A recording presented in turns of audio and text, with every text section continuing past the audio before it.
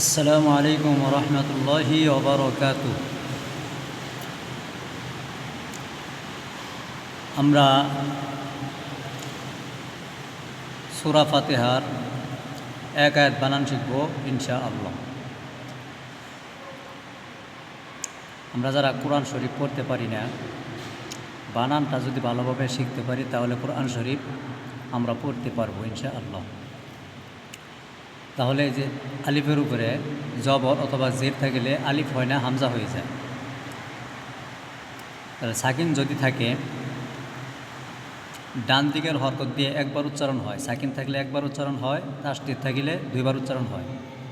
তাহলে আমরা ডান দিকের হরকত মানে এই যে সাকিনের ডান দিকের হরকত আলিফ, আলিফ হবে না, আলিফ মানে খালি।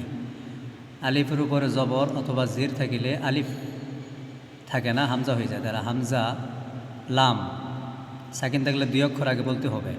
হামজা লাম জবর আল, হা মিম জবর হাম, আল হাম দাল পেশ দু, আল হাম দু, লাম লাম তাসদীদ আছে, তাহলে দুই অক্ষর বলবেন।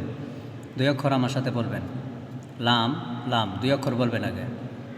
লাম লাম জের লিল, লাম খারা জবর এক আলিফ লা, খারা জবর খারা জের উল্টা পেশ থাকিলে এক আলিফটা নিয়ে পড়তে হয়। লিল্লা হাজির হি, লিল্লাহি। র বা জবর রব, বা লাম জের বিল, রব বিল দুই অক্ষর বলবেন, তাসদীদ আছে। র বা দুই অক্ষর বলবেন। র বা পরে জবর বলবেন, জবর রব বা লাম জের বিল রব্বিল, আইন খারা জবর এক আলিফ আ, রব্বিল আ লাম জবল্লা, আলা মিম ইয়াজের এক আলিফ মি, রব্বিল আলামি নুন জবন্না, রব্বিল আলামিনা। এখানে যদি অক্ফ করি তাহলে তিন আলিফ টান হবে। মদের হরফ তিনটি, আলিফ ওয়াও ইয়া। যদি মদের হরফের পরে যদি অক্ফ করা হয়, মানে এই যে নুনের উপর অক্ফ সাকিন হয়েছে, নুন সাকিন হয়ে গেছে আলামিন, তাহলে নুন কি হলো? সাকিন হলো। তাহলে মদের হরফের বামের হরফে অক্ফ করিলে, বামের হরফ মানে নুন, এই যে মদের হরফ হলো ইয়া, ইয়া হইল মদের হরফ, আলিফ ওয়াও ইয়া, মদের হরফ হলো ইয়া, ইয়া সাকিন, জবর পরে আলিফ, পেশের পরে ওয়াও সাকিন, জেরের পরে ইয়া সাকিন, মিমের নিচে জের আছে, জেরের পরে কি আছে? ইয়া সাকিন, মদের হরফ। এই তিনটি হরফ টান হয়।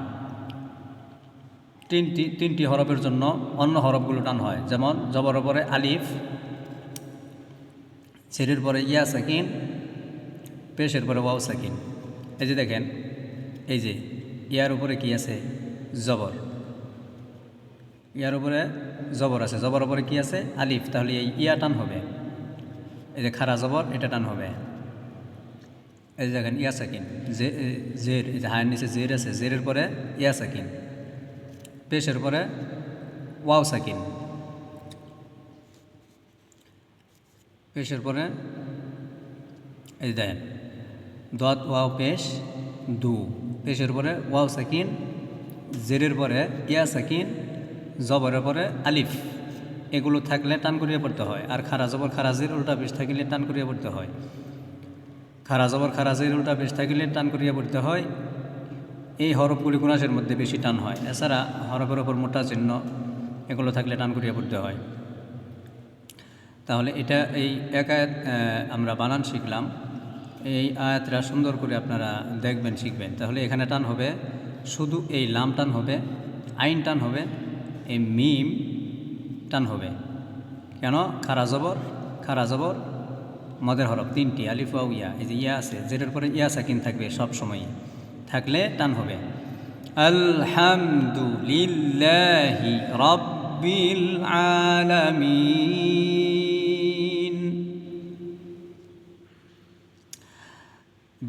ভিডিওটি যদি ভালো লাগে তাহলে আপনারা চ্যানেলটি সাবস্ক্রাইব করবেন ইনশাআল্লাহ।